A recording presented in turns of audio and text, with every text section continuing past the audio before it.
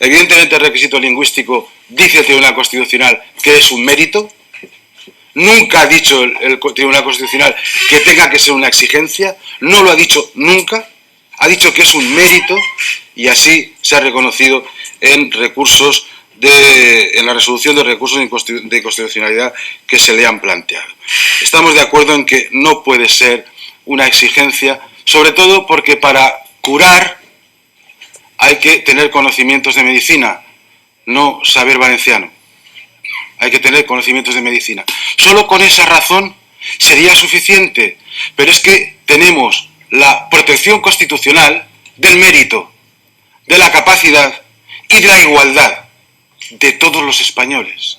Por tanto, no tiene ningún sentido establecer como conditio sine qua non el requisito lingüístico para llevarnos a hacer, pues eso, cada día más pequeñitos, más localismo, ¿vale? Más paletismo, en un mundo universal y universalizado como en el que vivimos.